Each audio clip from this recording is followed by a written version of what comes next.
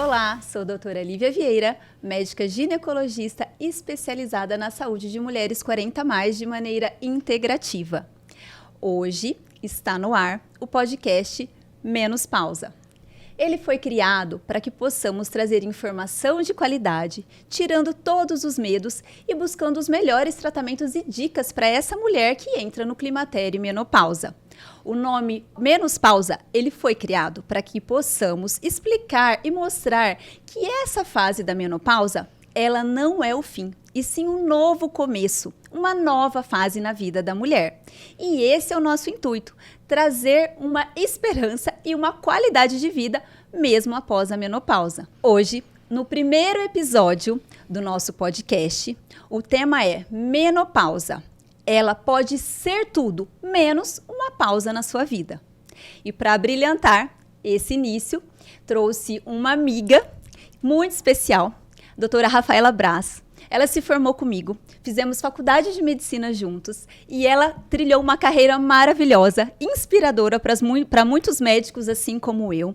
É ginecologista de formação, oncologista pélvica e hoje uma nutróloga muito atualizada, muito estudiosa e que inspira para que possamos fazer o atendimento médico de qualidade de maneira integrativa, ensinando em mentorias, em cursos, outros médicos a trabalharem da mesma forma. Então, ela vai abrilhantar o nosso dia e nos ensinar como fazer esse tratamento e essa abordagem integrativa. Seja bem-vinda, doutora Rafaela. Obrigada. Nossa, estou muito feliz de estar aqui, é um prazer muito grande. Você me chamar aqui para a gente unir os nossos propósitos, né, que é trazer informação de qualidade em relação a esse tema que é cada vez mais importante no consultório, que é a saúde feminina de uma maneira integral. Então, eu acho que que a gente possa assim, contribuir com a informação de qualidade, porque realmente nossas mulheres estão precisando muito. Nesse propósito de eliminar todos os tabus e medos, vamos começar do começo, identificando o que é o climatério e o que é a menopausa. Hoje temos como definição de climatério a fase que envolve a mulher dos 40 anos até os 65 anos de idade. Nesse meio, vamos ter a menopausa, que são 12 meses sem menstruar. Então, é a última menstruação da mulher, mostrando que a sua vida reprodutiva acabou.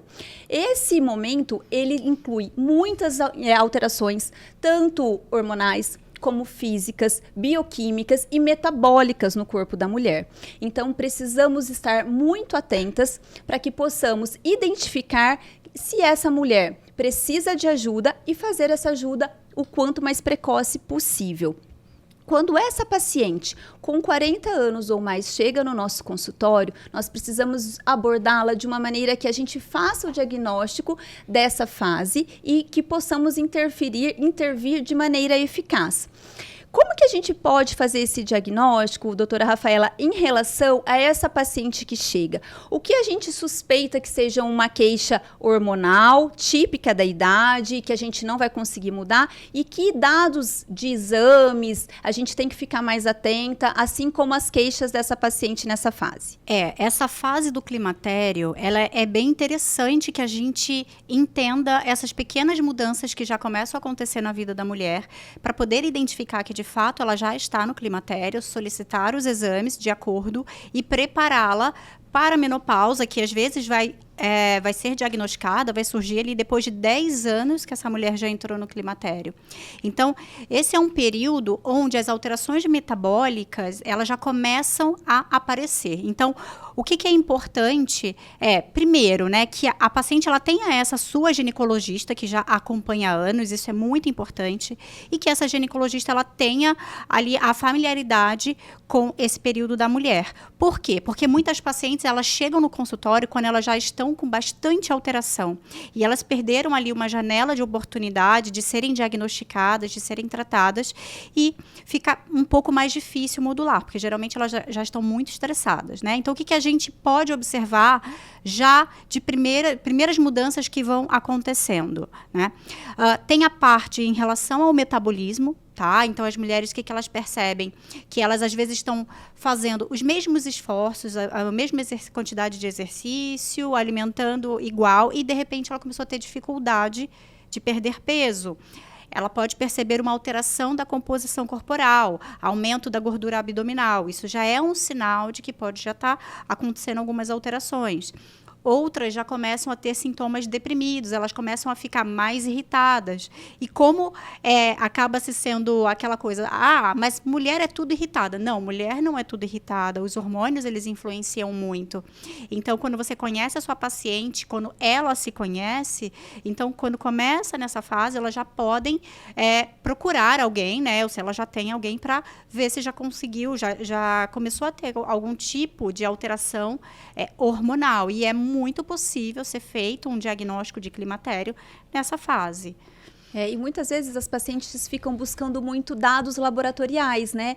Eu sempre falo para as pacientes assim, o exame laboratorial, ele é uma foto de um filme, né? Então, muitas vezes, como nessa fase da pré-menopausa, né, entrando no climatério, às vezes a paciente vai ter um exame mesmo, uma dosagem do hormônio FSH, o próprio estradiol, que mede a reserva ovariana ali, normal. E aí, o profissional que não está acostumado com isso, vê o exame e fala, não, olha, você deve estar estressada, procura um psicólogo, vai fazer acupuntura, porque isso aí é estresse, não tem nada alterado. Aqui, ó, seus hormônios estão perfeitos. Então, muitas vezes, o diagnóstico laboratorial nessa fase, ele é um pouco falho, né, Rafa? Então, a gente não pode ficar só atento ao papel. A gente precisa ter aquela escuta ativa, né? Sentar com essa paciente. A própria mulher, ela sabe que mudou a vida dela, né? É exatamente isso que você falou. Então, ela fala, eu vinha de um jeito e mudou, doutora, mudou. Eu não fiz nada para mudar e as coisas estão acontecendo e eu não estou conseguindo identificar. Mas o meu médico que eu ia falou que tá tudo normal, que isso é coisa da minha cabeça. É da minha cabeça mesmo? Você escuta muito isso também, Rafa? Chega com o diagnóstico que tá tudo bem, mas ela sente que não tá tudo bem, né?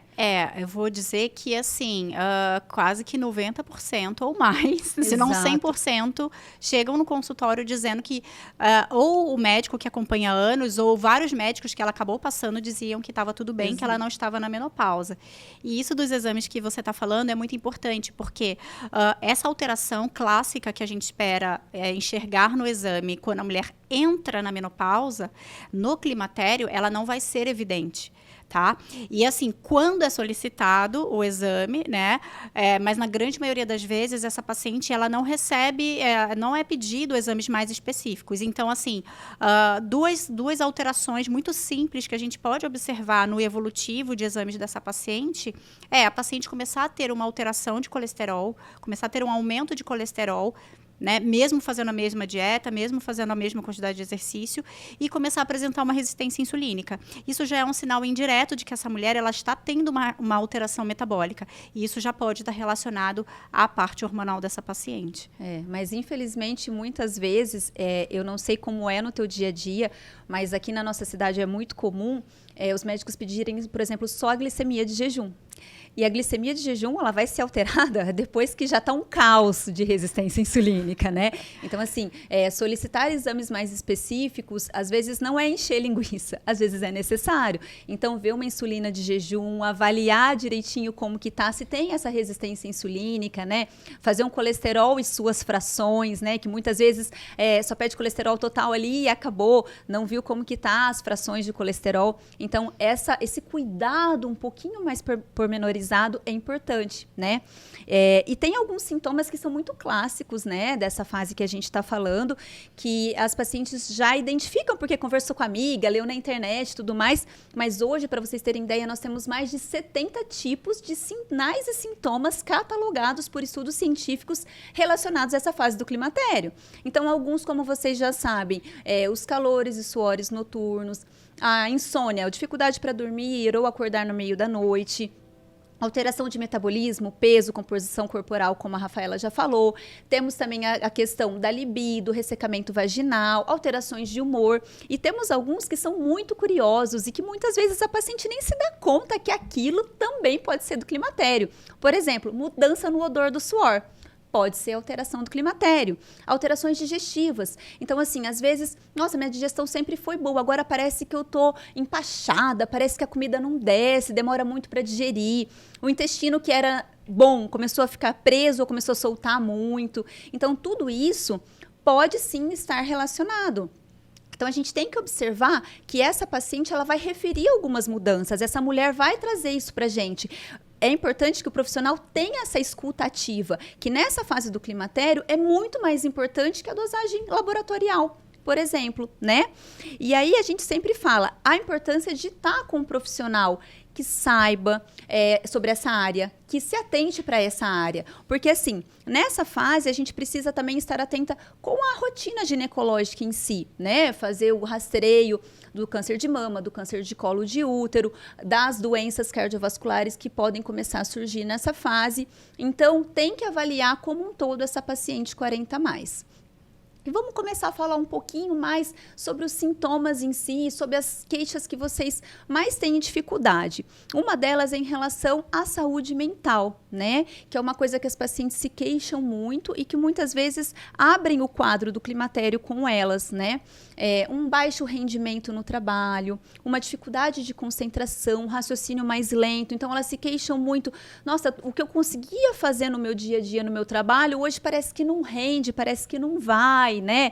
Tem a névoa mental, né? Fala um pouquinho sobre esses sintomas, Rafa. É muito, muito, muito comum. Até porque hoje as mulheres, né, elas estão ali beirando os 50 anos e elas estão super ativas ainda no mercado de trabalho. Geralmente é um momento que elas estão até, assim, muito bem, né? Com filho, com família, com tudo. E ela começa realmente a perder performance nas atividades, né, que envolvem atividades mentais. E é engraçado, porque muitas começam a queixar de problema de memória. Nossa, é aquela coisa clássica. Doutora, se eu não anotar, eu esqueço. E às vezes, mesmo anotando, eu esqueço o que eu anotei, que está lá anotado. E isso já é um sinal, né, de que pode estar faltando algum hormônio, né, porque essa queda, no geral, ela é muito gradual. Então, as pacientes, elas sentem isso. Outras falam assim, não, olha, eu estou muito irritada. Geralmente, elas começam a perceber o quanto que elas estão irritadas, porque o pessoal em volta fala, né? O marido fala, olha, você tem que ver isso, porque você está muito estressada, você está o tempo inteiro de TPM, né? Então, aí o que acontece? Como são os sintomas, né, da cabeça? Eu vou no médico da cabeça, que é o psiquiatra. E não necessariamente você tem uma depressão, você está com um transtorno de ansiedade que você precisa ser medicado, entendeu? Então, muitas vezes é uma questão hormonal. Então, a mulher está nessa faixa aí etária e começou a ter esse tipo de alteração, é importante que ela procure um profissional, primeiro um ginecologista, para poder ser avaliada. E caso seja necessário, vai ser encaminhada sim, porque às vezes realmente precisa medicar. E é muito comum, né? Eu acho que você deve pegar bastante, eu pego muito no consultório também, pacientes que abrem o quadro com uma depressão-like, né? Que na verdade parece uma depressão, mas não é. E o psiquiatra que não tem essa abordagem integrativa, esse olhar como um todo, nem se dá conta que pode ser uma alteração hormonal e já entra com tratamento antidepressivo e acaba acrescentando medicações uma atrás da outra sem ver melhora, quando na verdade bastaria equilibrar, por exemplo, o hormônio progesterona, que é o que mais vai causar esse tipo de queixa. Então é importante também que a paciente questione o médico em relação a isso e o próprio profissional fique atento, né? Mulheres com mais de 40 anos, faça uma checagem ou peça uma opinião para o colega ginecologista para que faça essa investigação, para que veja se às vezes entrar com um pouquinho de hormônio que esteja faltando não vai resolver o quadro sem precisar entrar com antidepressivo de fato, né? E muita coisa também em relação ao sono, né? Então, não sei se você observa isso, elas já vêm tomando uma medicação para induzir o sono, né? E sendo que, na verdade, aquele sono não está acontecendo por ausência de progesterona, por exemplo, ou até mesmo pelos calores, pelos fogachos noturnos que acordam ela na madrugada. Então, o antidepressivo não vai tratar isso. E aí, falando desses fogachos, desses suores noturnos, a gente precisa lembrar da importância de cuidar desse sono, né? Porque aí a gente vai fazendo uma cascata, né? A paciente não dorme bem, os calores e os fogachos pioram, que são aqueles calores dores de tronco, face e cabelo, que as pacientes chegam a falar, Lívia, meu cabelo fica molhado, eu tenho uma sensação depois de angústia, de taquicardia, de mal-estar. Esse é o fogacho, né? É porque a gente está numa cidade muito quente, então as pacientes às vezes confundem um pouquinho aqui. Então, por isso que é importante a gente sempre falar. Não é um calor normal, é um calor específico, ele vem em ondas, dura alguns segundos e passa.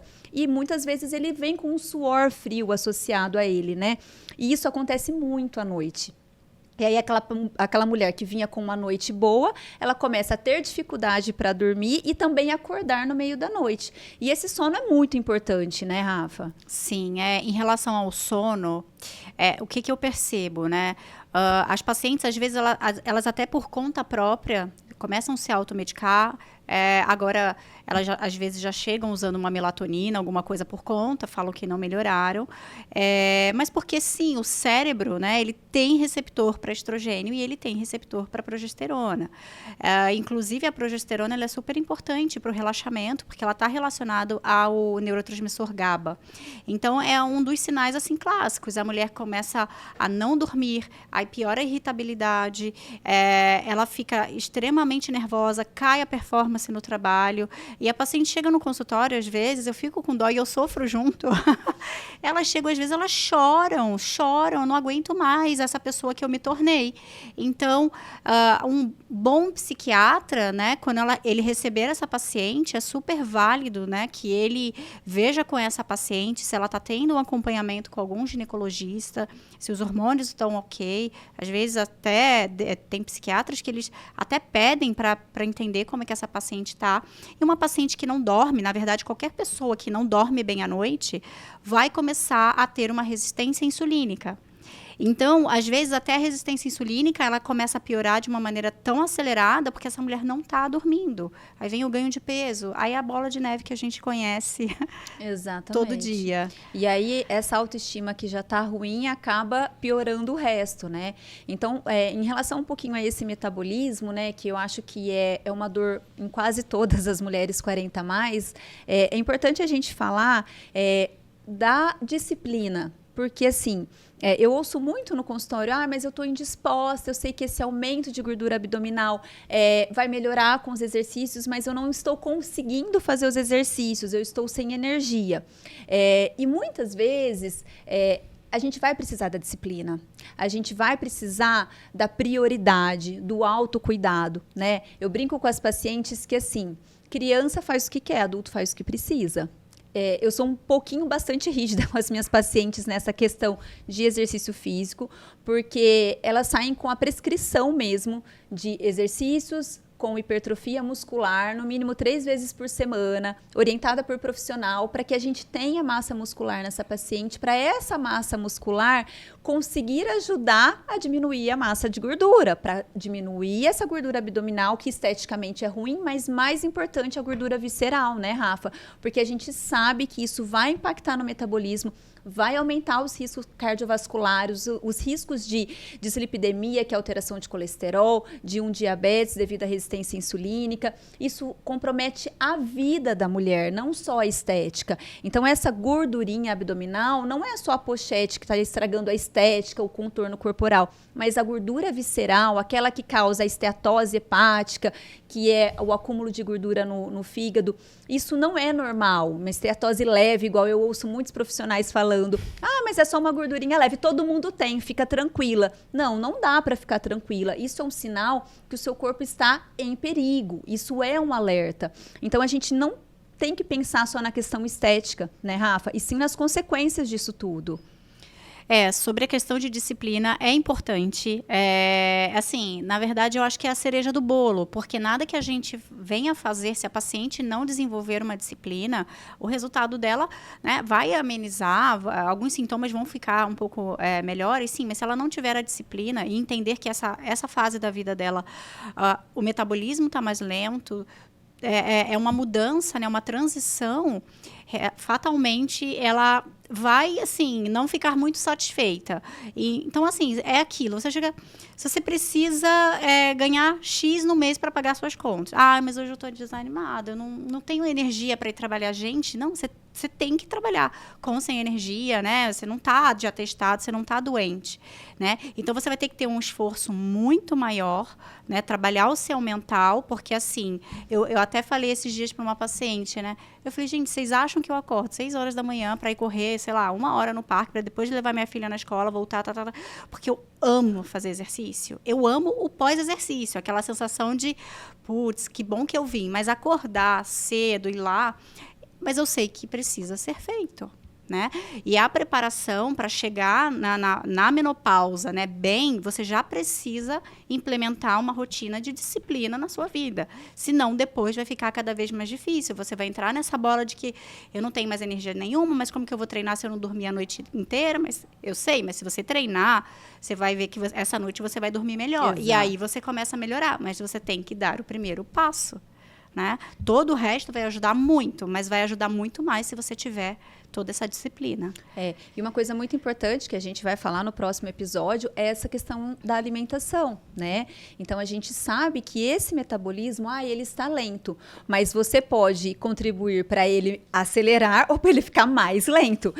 Isso vai depender muito de como é o seu dia a dia, né? De como é essa alimentação. Então, é importante também esse cuidado com a parte nutricional, que a gente vai falar bastante ainda, além desse cuidado com o exercício. E assim, eu não sei como que você faz no teu dia a dia. Para quem não conhece, nós somos profissionais que trabalham bastante, que estudam bastante.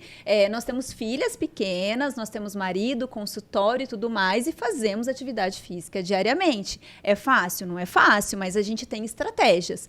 Eu, por exemplo, eu sempre coloco na minha agenda. A minha agenda tem de tal e tal hora exercício, de tal e tal hora levar as meninas na escola, consultório, e assim vai. Está escrito na minha agenda o exercício.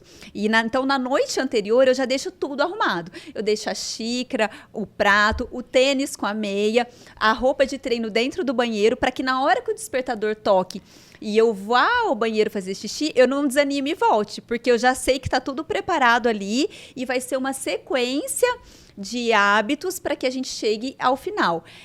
Eu adoro exercício muscular? Não. Qual que é o meu pré-treino? Força do ódio. Então, eu brinco com as pacientes assim, esse é o melhor pré-treino. Você vai na força do ódio, você vai fazer o exercício, você vai sentir a mudança corporal, vai sentir os benefícios na composição corporal, no sono, na energia, na disposição, na melhora do raciocínio, na melhora do humor, e isso vai fazer com que seja um gatilho para você querer repetir isso no dia seguinte, e assim sucessivamente. Assim como a alimentação saudável, assim como a ingesta de água. Então, assim, eu não tomo água porque eu não lembro, tá? Então, você compõe um alarme.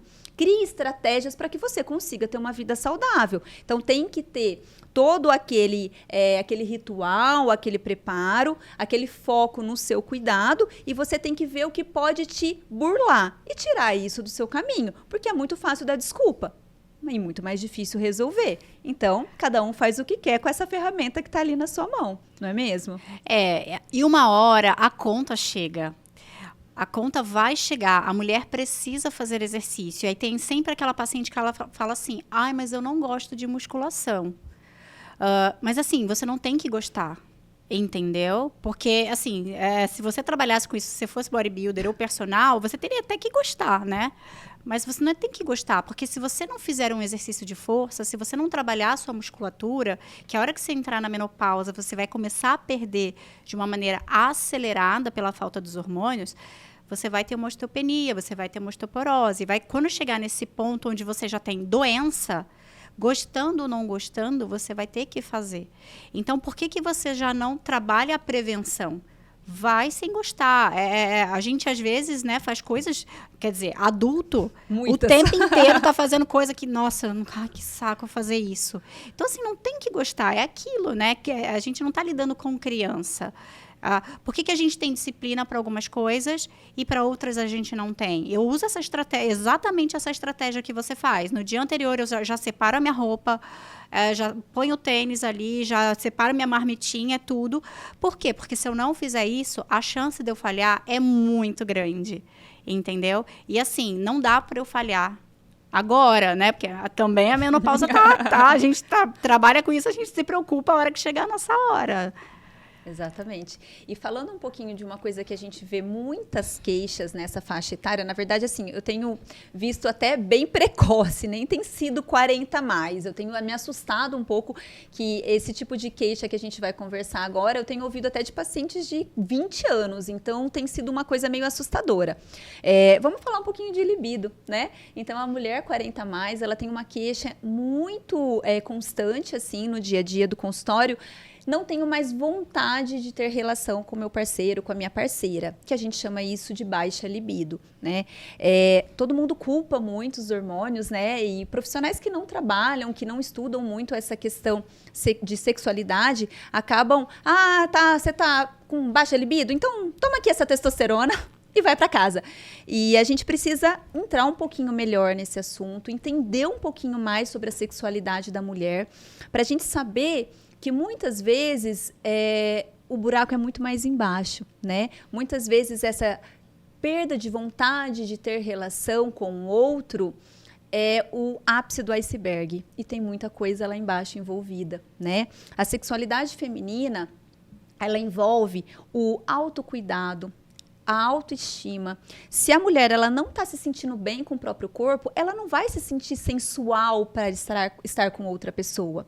Se essa mulher está irritada, está com o seu humor mais deprimido, ela não vai liberar neurotransmissores excitatórios para estimular a sua pelve para uma relação sexual. Se essa mulher está com problemas no relacionamento, ou se ela tem um relacionamento muito duradouro, que não tem novidades, que não buscam coisas diferentes na parte sexual, isso não vai estimular a libido dela. E o que eu vejo com mais frequência, a mulher ela não tem se autoestimulado, ela não tem procurado sentir o seu prazer antes de pedir para o outro dar prazer a ela. Então, vocês veem que a questão hormonal, ela, quando a gente vai estudar a baixa libido nos estudos, ela está lá entre a 7ª causa da disfunção sexual, de baixa de desejo. Então, ela não é a primeira opção. A gente tem que trabalhar todas as outras. E aí pode ter um pouquinho de falta de hormônio também. Mas e o resto? O resto tem que ser abordado e muito bem abordado, né, Rafa? Hoje a libido ficou meio que entranhado na cabeça das pacientes que problema de libido é falta de testosterona. E isso é muito complicado no consultório, porque ela já vem para isso, ela já vem usando já, né? Ou já usando, elas vêm já nessa expectativa de que a testosterona vai resolver todo o problema dela de libido. E muito assim, a paciente, ela não tá bem com ela mesma. Então, assim, ela não tá se sentindo bonita, ela fala que ela tá completamente diferente do que ela sempre foi, tanto em relação ao físico, quanto em relação ao humor dela. É uma paciente que não dorme. Então, ela... Assim, o próprio relacionamento dela com o marido, com os filhos, com as pessoas em volta não tá bacana porque ela tá sempre irritada. Então, a última coisa que ela vai querer é libido. Então, assim, elas vêm com essa queixa de até repulsa. Eu não consigo nem pensar nisso, porque isso já me dá repulsa. Porque ela não está se aceitando. Aquela nova fase ali da vida dela, ela está muito triste, muito desanimada. Então, ela não quer, muitas vezes, por isso. E se a gente não trabalhar toda essa parte psicológica, a melhora dos sintomas, dormir bem e tudo mais, e já sair dando testosterona, aí é aquilo. A chance de não dar certo é muito, muito grande. E aí vai ser mais uma coisa que ela vai se frustrar. E daí ela vai falar assim, nossa, então eu não tenho jeito. E assim, o que eu mais faço no consultório é contraindicar testo. Exato. Mas eu não preciso de testosterona? Não, você não precisa de testosterona. E um dos principais hormônios para a libido feminina é o estrogênio, não é a testosterona. Então, assim, foi uma coisa que ficou... Eles inverteram o papel. Para o homem, a testosterona é o principal hormônio. Para a mulher, o principal hormônio é o estrogênio, depois a progesterona, depois a testosterona. Então, às vezes, se associa muito testosterona com inibidores do estrogênio. E essa mulher, ela fica sem o principal hormônio dela. E ela vai piorar. Às vezes, ela não vai conseguir ter relação, às vezes, nem porque ela não tem o desejo, mas porque a relação dói, porque ela já tem um ressecamento vaginal, porque ela não tem estrogênio. Então, é tanta coisa que envolve a libido e a última coisa que ela vai precisar para a libido é testosterona. E acho que muita culpa também, né, Rafa, é que qualquer médico dosa a testosterona, pega o exame laboratorial e fala, tá baixo. Só que assim, o médico precisa entender que esse exame laboratorial que dosa testosterona na mulher, ele é muito falho. A sensibilidade do exame laboratorial que temos disponível no nosso dia a dia para dosar valores baixos, que são os valores femininos, é extremamente falho. A gente não faz diagnóstico de falta de testosterona com o exame laboratorial na mulher, a gente faz isso no homem. Então, a culpa também é desse profissional. Precisa se atualizar, precisa compreender o que são os exames laboratoriais e não ficar só ali, travado naquele exame. A queixa é muito mais importante. Avaliar ao redor o que está acontecendo com essa mulher é muito mais importante do que prescrever testosterona.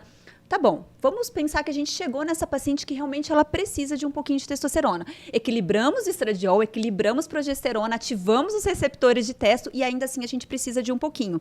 Gente, é uma pitada de sal. A mulher precisa de muito pouco de testosterona. E aquela que entrou na menopausa? 50% é produzido pelo ovário, 50% pela suprarrenal. Suprarrenal não entrou na menopausa, o ovário entrou na menopausa. Então, assim, a gente vai ter testosterona até o fim da vida.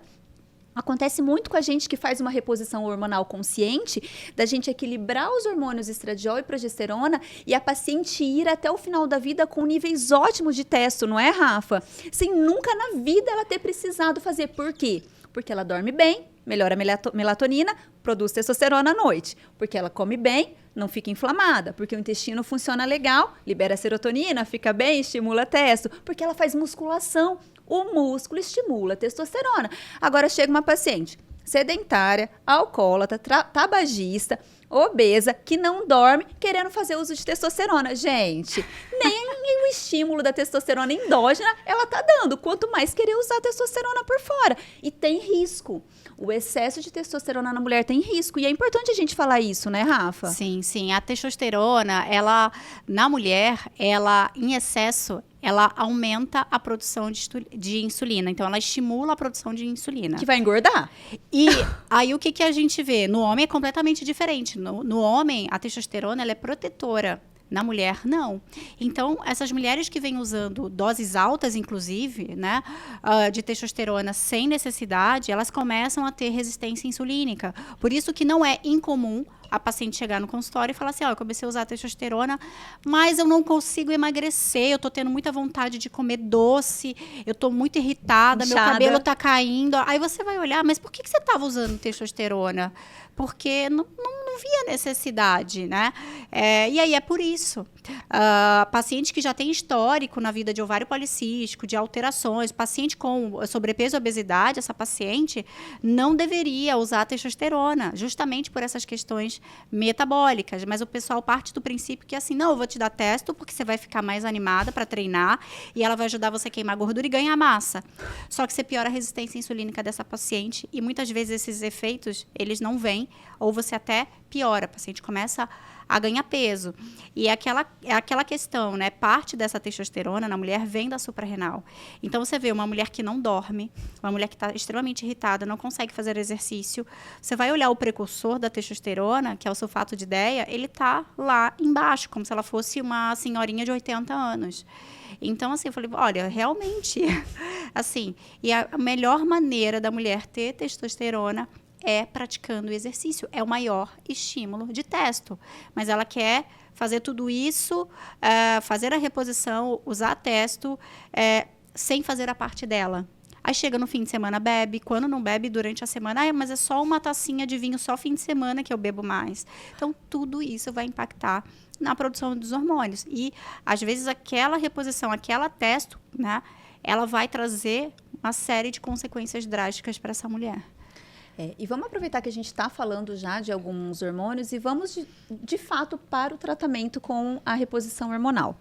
É importante a gente lembrar, né, que a menopausa é metade da vida da mulher. Se hoje a gente for olhar os índices do IBGE, a expectativa de vida da mulher aos 79 anos, então a gente tem mais 50% de vida aí. Então, é importante que a gente olhe e que a gente trate e busque a qualidade de vida dessa paciente nessa outra metade da vida.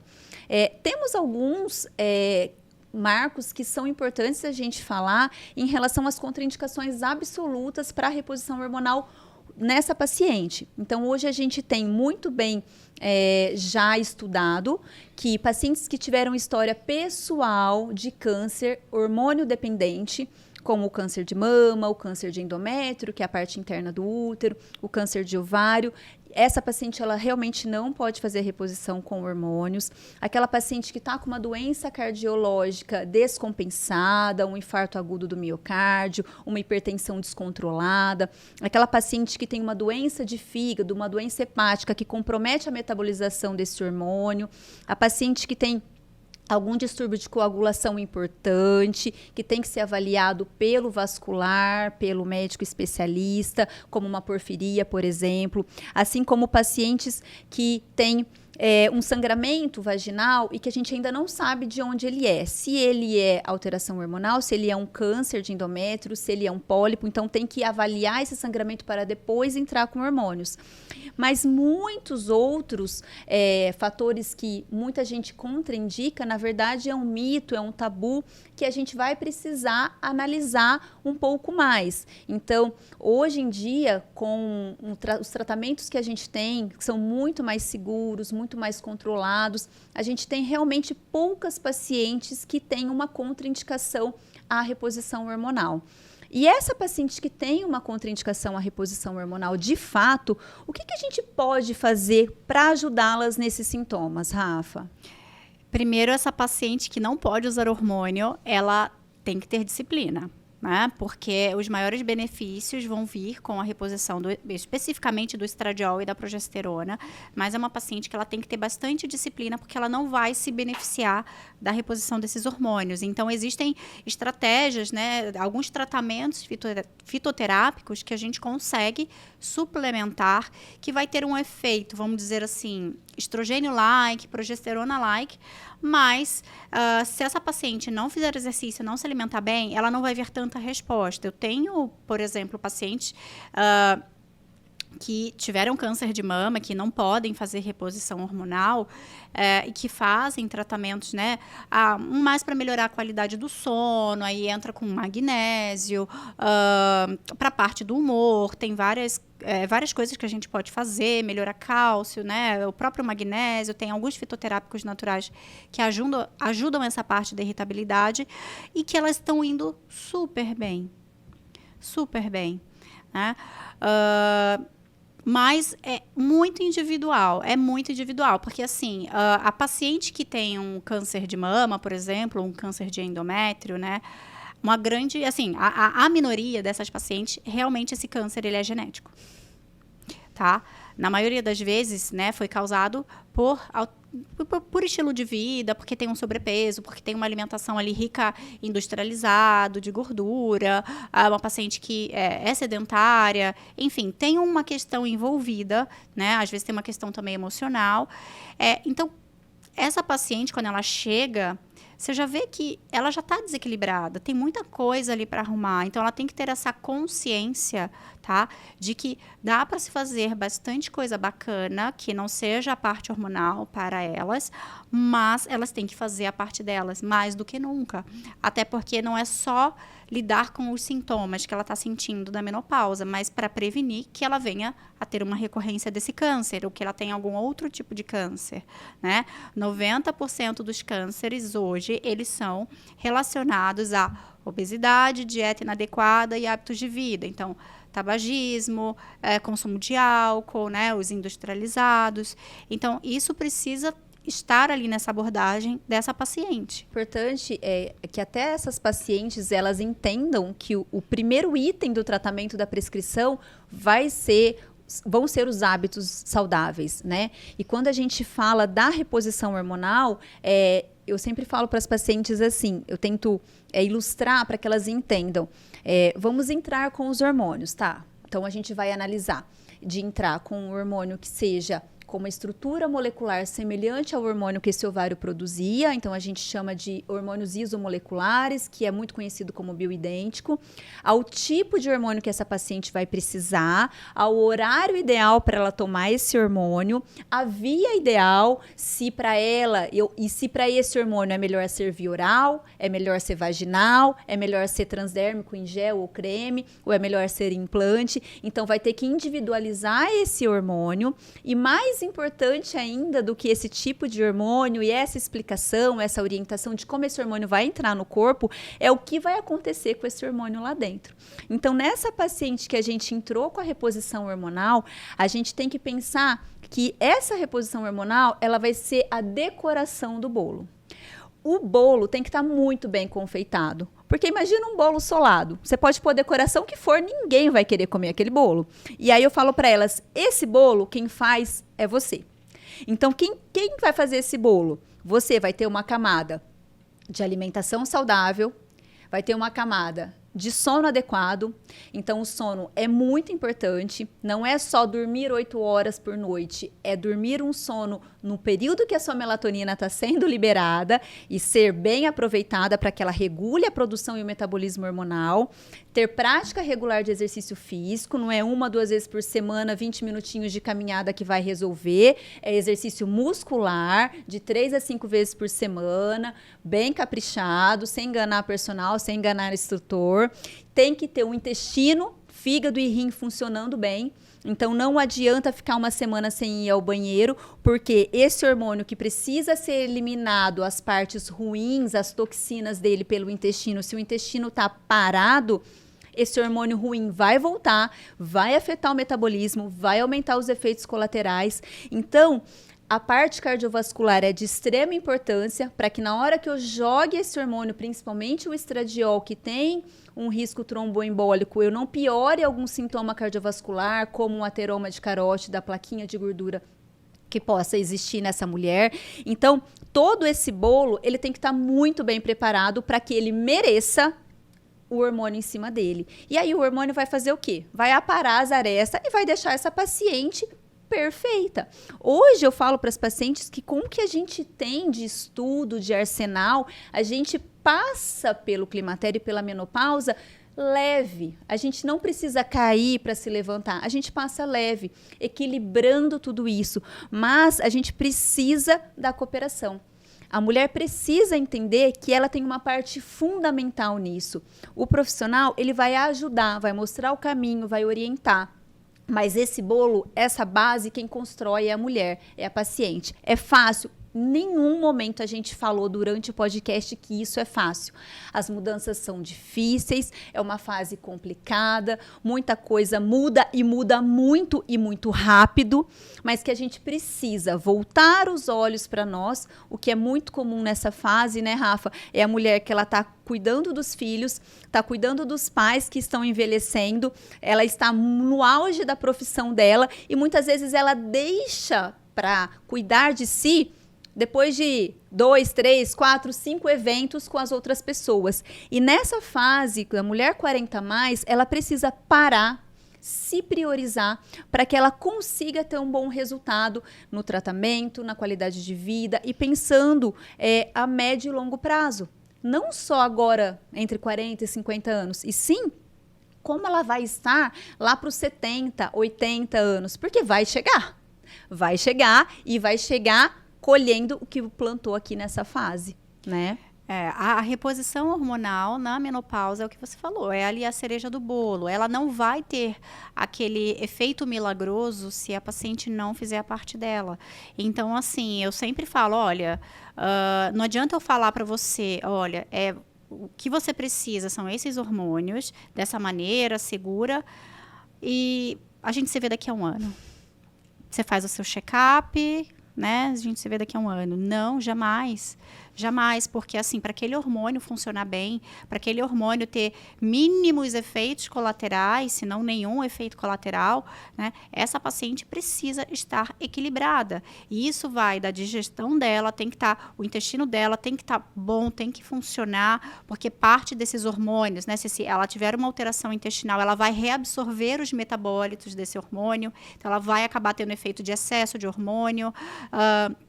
Fígado tem que funcionar bem, as vias de detox, né? Então, se a paciente já vem ali no início da menopausa para você fazer reposição e ela já tem uma esteatose leve, que não é normal, é comum, mas não é normal, e a gente precisa parar de se acostumar com tantas pessoas doentes e achar, não, mas é normal, porque fulano com 30 anos teve um AVC e tá tudo bem, porque eu conheci outro que também teve, né? Não, a gente não pode se acostumar com isso e normalizar a doença.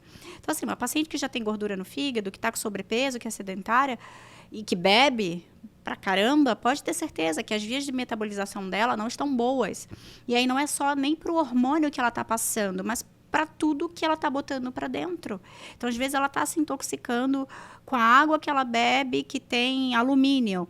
Ela não vai eliminar suficiente, ela vai se intoxicar. E aí ela está lá cheia de metabólito hormonal, porque também o fígado não conseguiu detoxificar, porque ela tem uma alteração de microbiota. Aí junta esse metabólito do estrogênio com alumínio para dar problema, né? É 2 toques. Aí você não pode chegar para essa paciente e falar assim, olha, daqui a um ano eu te vejo. Né? Porque a chance, né, de dar problema nesse período é grande. Né? Então, tem todo um preparo para essa paciente estar livre, para você falar assim, olha, daqui a 6 meses a gente se vê. Né? É aquela, vamos dizer, a alta, essa é a sua dose, você está bonitinha, alinhada, daqui a 6 meses a gente faz todos os exames para ver como é que você está.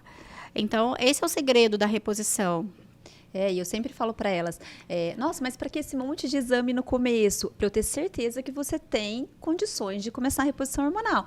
Eu te vejo daqui 3, 4 meses. Mas tá querendo ganhar dinheiro em cima de mim. Não é. A gente precisa ter esse cuidado. E eu sempre falo, aquele profissional que começou a fazer reposição hormonal, pediu para você voltar depois de um ano, nem volta, porque ele não tem a mínima noção do que aquele hormônio vai fazer com o seu corpo. Se ele quer te ver logo, é porque ele sabe e que ele precisa avaliar esse metabolismo hormonal. Então, precisa ser um profissional preparado, né, Rafa, para a gente trabalhar com o hormônio de forma segura. Com certeza, até em relação à questão da quantidade de exames. Por exemplo, não tem como eu entrar com uma reposição hormonal para uma paciente sem olhar a homocisteína, que é um marcador, né, de risco cardiovascular. Quando ele está alto, ele aumenta o risco de trombose. E, às vezes, essa homocisteína está alta porque ela tem deficiência de B12 e ácido fólico. Mas, às vezes, essa deficiência de B12 e ácido fólico é porque ela está com desequilíbrio da microbiota, ela tem uma gastrite. E daí, a paciente vem no ginecologista, que pede vitamina e pede uma endoscopia, porque ele está suspeitando de uma gastrite, para poder entrar com a reposição hormonal depois. Então, isso que é uma medicina que olha a paciente como um todo, na causa de tudo, porque seria uma irresponsabilidade muito grande eu dar uma reposição com estrogênio, progesterona, uma paciente com uma homocisteína de 20, né? E mandar ela voltar daqui a um ano. Essa paciente, se ela, enfim, né, fizer uma viagem longa, tiver uma trombose, né, a culpa é minha. Porque eu não olhei ela da maneira que ela deveria ser olhada, porque eu não fui prudente na hora de passar essa reposição hormonal. Exatamente. E vamos falar um pouquinho sobre os mitos que envolvem essa reposição hormonal, né? Que muita gente parou lá atrás, há 20 anos, no estudo WHI, que trouxe muitas complicações da reposição hormonal e não se foi se atualizando. E aí acaba que muita gente perde a oportunidade de fazer a reposição hormonal na fase que ela tem que ser feita. Porque a reposição hormonal, ela tem um tempo para ser iniciado. A partir daquela última menstruação da mulher, ela deve ser iniciada idealmente nos primeiros 5 anos. Hoje a gente já sabe por estudos que ela deve ser iniciada até antes da menopausa, mas pensando que ela entrou na menopausa, ela tem idealmente até os primeiros 5 anos e no máximo até 10 anos após a menopausa ou 60 anos de idade. Então, muitas mulheres, elas passaram por profissionais que contraindicaram erroneamente a reposição hormonal e chegam pra gente após essa janela de oportunidade e, infelizmente, ela não pode usar a reposição hormonal nessa fase. Então, é importante a gente desmistificar esses mitos que contraindicam para que a gente não perca a oportunidade de tratar essas mulheres e dar uma boa qualidade de vida a médio e longo prazo para elas. O primeiro seria aquele: reposição hormonal vai causar câncer. Como que a gente fala sobre isso, Rafa? A reposição, ela pode causar um câncer, por exemplo? Olha, tá aí uma coisa para se provar que a reposição hormonal causa câncer. Olha, é assim, toda semana no consultório vem uma paciente com esse questionamento: ai, mas e o câncer? Mas eu tenho medo de câncer, porque na minha família, minha tia, minha bisavó teve câncer, e eu tenho medo. E aí você vai ver o histórico da paciente. Ah, eu fumo 2 cigarros por dia, porque é minha válvula de escape, porque eu trabalho muito.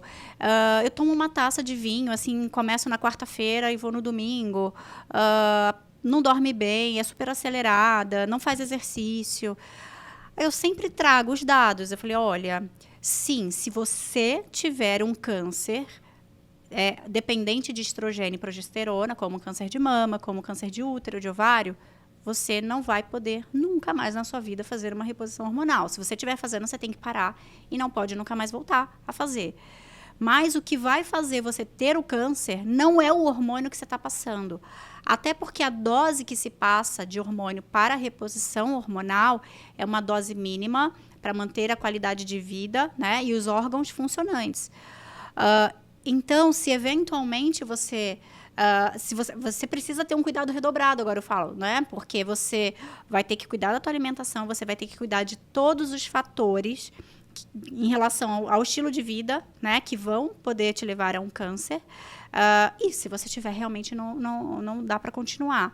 Mas é aquilo, né? O hormônio, ele não dá câncer. Ele vai dar câncer, né? Ele vai estimular o tecido oncogênico num corpo inflamado. O câncer, ele não vem do nada, né? Como eu disse, o fator genético é 10 a 15%. Aí tem paciente que fala assim: não, mas meu pai, minha avó, não sei o que, teve câncer de intestino. Câncer de intestino não contraindica a reposição hormonal, pelo contrário. A reposição hormonal, ela é indicada para proteger a mucosa de estômago e intestino, porque esses órgãos têm receptores para o hormônio. Então, eu tenho até uma paciente que ela entrou numa menopausa precoce, com 42 anos, e ela teve um tumor precoce de intestino. Ninguém queria fazer reposição hormonal. Ela já tinha ficado assim, ela já estava muito mal, porque ela estava super trabalhando, ela estava mega deprimida. E ela veio com encaminhamento do oncologista, pedindo para, por favor, algum médico fazer reposição para prevenir novos tumores de intestino. Então, depois ela veio, estava super bem. Ela falou: ai, meu onco pediu para agradecer muito a você, porque ninguém queria me fazer reposição hormonal. Então, é muita falta de conhecimento ainda, né, sobre a questão do câncer. Só que, se você não faz a reposição numa paciente que não tem contraindicação, ela vai desenvolver uma resistência insulínica, ela vai aumentar a gordura visceral, que é uma gordura extremamente inflamatória, né? Ela vai aumentar ali o risco de dislipidemia, ela vai ficar irritada, deprimida, ela vai tender a ter uma compulsão por doces, ela vai ficar cansada para fazer exercício. Então, às vezes, a não reposição hormonal numa paciente que tem total indicação pode fazer com que ela entre num estilo de vida que aí ela vai colher frutos ruins no futuro. E assim, às vezes é até bom a gente colocar dados para a mulher entender um pouquinho mais sobre isso. Por exemplo, se você tem um fator de mutação genética, por exemplo, um BRCA1 e 2 positivo, a chance de você ter um câncer por aquele tumor é 5%, por exemplo. Não vou usar a reposição hormonal porque eu tenho 5% de chance de ter um câncer de mama. Só que se você não usou a reposição hormonal, desenvolveu uma osteoporose, teve uma fratura, você tem 30% de chance de óbito por uma fratura de fêmur quando você é idosa.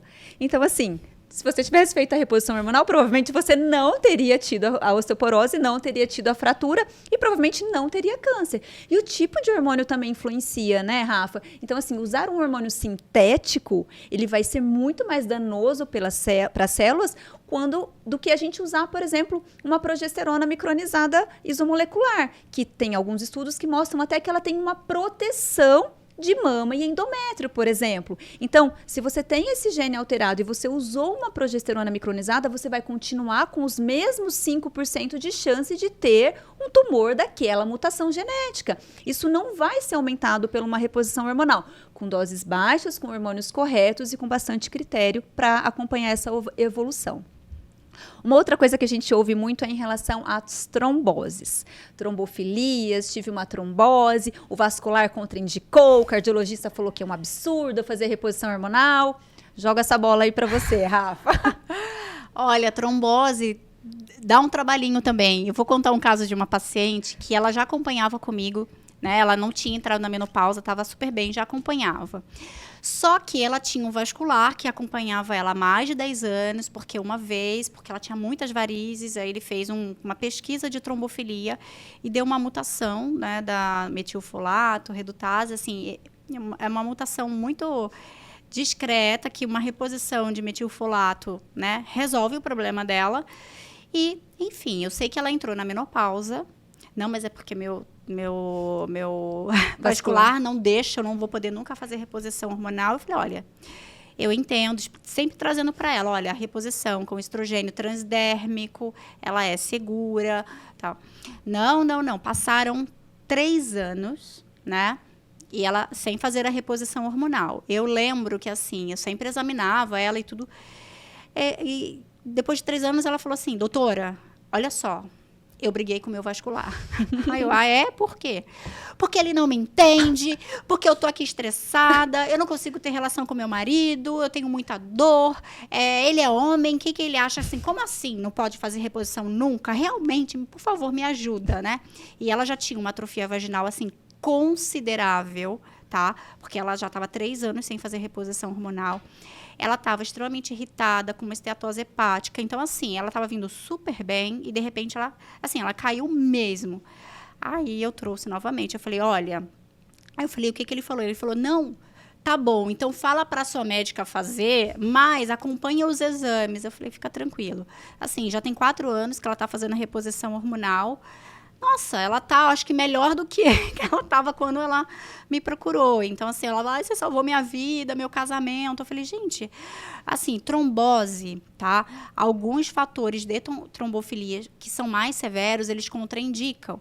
Mas, geralmente, quando essa paciente chega para você, ela já teve um episódio, ela já tem um diagnóstico, tá? O evento mais trombogênico da vida da mulher é uma gestação. Eu tenho paciente que usou pílula a vida inteira, engravidou, sei lá, de gêmeos, fuma e nunca teve uma trombose. Aí ela vem e fala assim, não, mas a reposição pode me dar uma trombose porque eu tenho medo de ter um AVC. Eu falei, meu Deus, por tudo isso que você já passou, se você não teve trombose e você tiver agora com a reposição, você joga na Mega Sena, porque assim, sabe? Então, assim, o estrogênio isomolecular, né, transdérmico, o estradiol, ele é seguro e alguns estudos mostram que ele pode ser usado com cautela até para pacientes que tiveram, né, uma trombose que não seja por uma trombofilia severa, né? Às vezes acontece, fez uma cirurgia, fez um evento, mas a paciente não tem uma trombofilia, tá? Então, pode ser utilizado pela segurança, né? Porque ele vai ter ali, ele não vai liberar tantas substâncias trombogênicas, porque ele vai ser metabolizado uma vez pelo fígado. Então, é seguro. Mas você tem que também trazer esses dados para a paciente, porque às vezes outras especialidades, né, a cardio, por exemplo, né, não, imagina, você vai ter um AVC se você começar a reposição hormonal.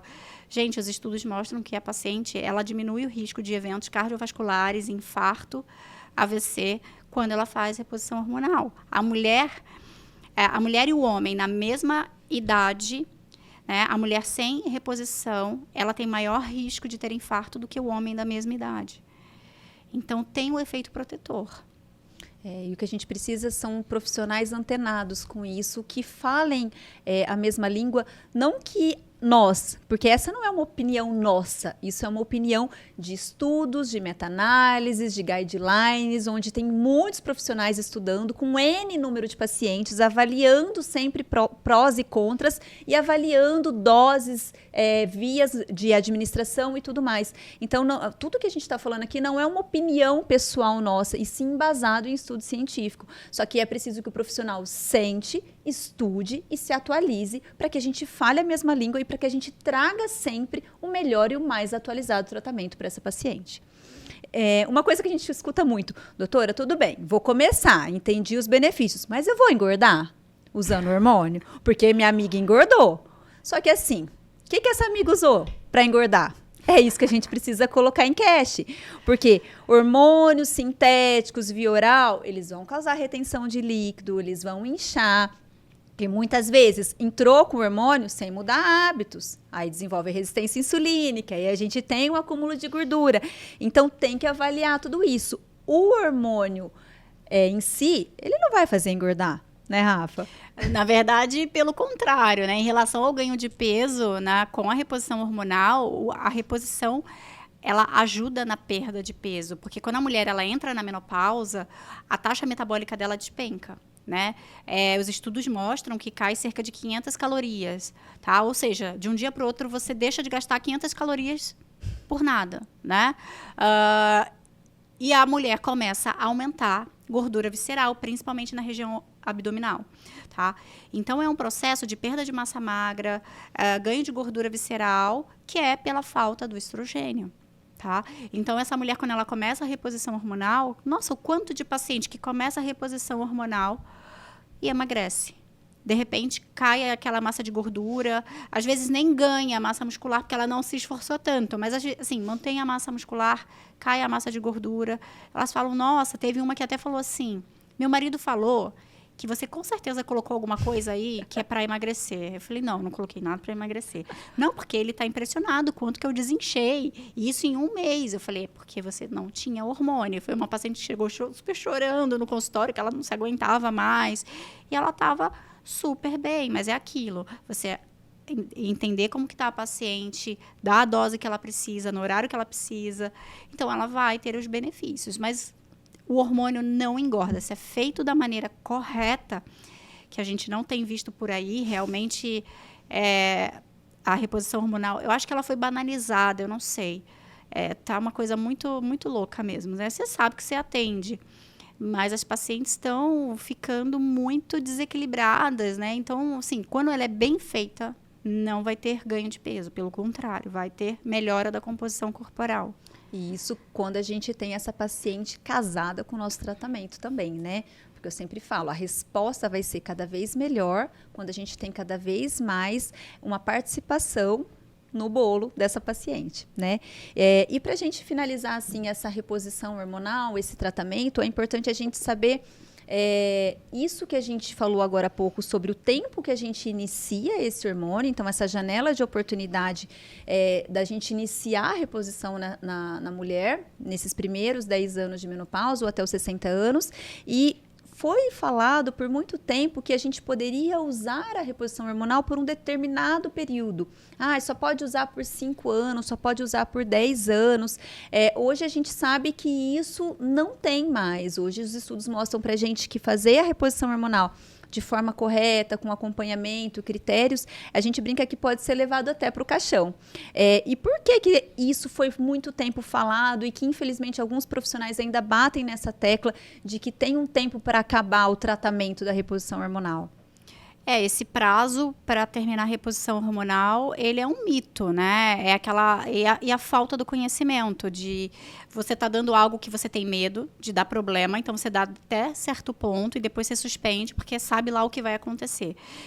Então, primeiro ponto, mau acompanhamento, né? Aquilo que a gente falou, o médico vai, prescreve a reposição hormonal e fala para a paciente voltar dali a 1 ano. Né? Não dá mais para as mulheres de hoje serem acompanhadas dessa maneira. O benefício da reposição hormonal em relação a todos os sistemas, tanto na parte metabólica, massa óssea, massa muscular, saúde cerebral, ele vai ser primordial ali nos primeiros 5 anos de reposição. Então, é muito comum, às vezes, você pegar uma paciente que já tem 70 anos, que fez reposição hormonal quando entrou na menopausa, aí fez 5, 6 anos de reposição.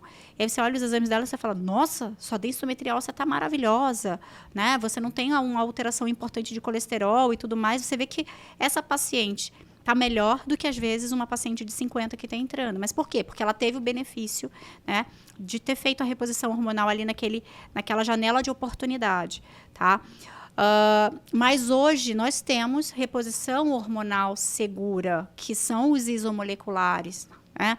Então, quando você entra com uma reposição hormonal segura, essa paciente vai indo bem, ela está fazendo o dever de casa dela, ela tem disciplina, não tem, né, nem o porquê de você tirar depois de 5 anos. Você tem que acompanhar essa paciente. A ideia... eu sempre tive isso, e eu acho que isso também é muito seu, né? Por isso que a gente também se dá super bem em relação à discussão de caso e tudo, porque a gente quer uma paciente pro resto da vida. A gente quer envelhecer com a paciente, tá? Não é um número, vai ali, tal. A gente quer cuidar dessa mulher como a gente gostaria de ser cuidado. Então, essa paciente, ela pode tranquilamente chegar aos 80 anos ali fazendo reposição hormonal. Pode ser que a dose aos 80 seja diferente da dose que ela começou, mas ela só vai ter benefícios, né? Principalmente em relação à parte de saúde cardiovascular e saúde cognitiva. E assim, eu falo, olha, você morre e você leva o seu silicone com você, o seu cílio com você, sua unha postiça, por que você não pode estar com o seu hormônio, né? Então, assim, brincadeiras à parte, mas existe uma segurança de longo prazo em relação ao uso da reposição hormonal adequada. Exatamente.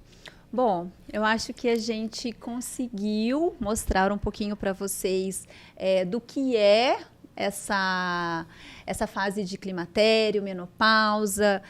Tentamos mostrar um pouquinho de sinais e sintomas, explicar um pouquinho do que acontece, de como a gente pode resolver alguns casos, um pouquinho dos mitos e tabus, dos tratamentos. Queria agradecer muito a sua presença aqui, Rafa.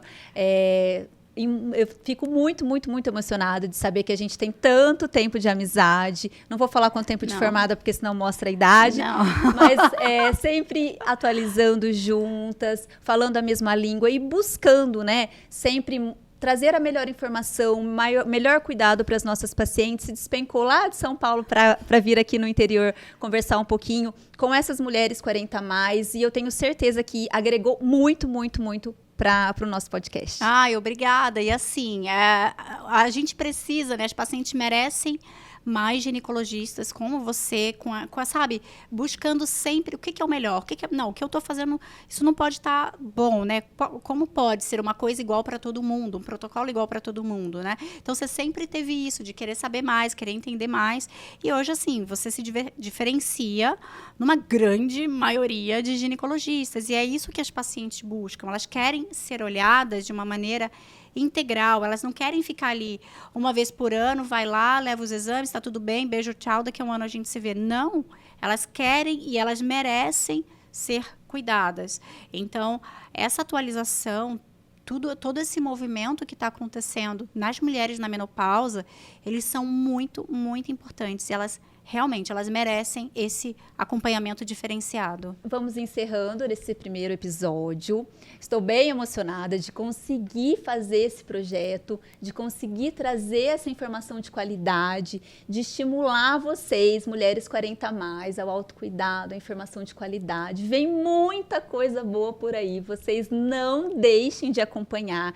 Estaremos no Spotify, para quem quiser ouvir no carro, indo para o trabalho. Estaremos também no YouTube, para quem quiser assistir em casa. É legal mostrar até para o parceiro, para a parceira, para entenderem essa fase que vocês estão vivendo e aprenderem junto com vocês. E também vamos ter pequenos recortes no Instagram.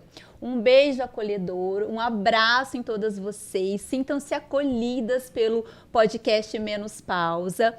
E o próximo episódio vai ser sobre estratégias nutricionais para mulheres 40 a mais. Vocês não podem perder. E já compartilha com todas as suas amigas 40 a mais que vão adorar as novidades que vêm por aí.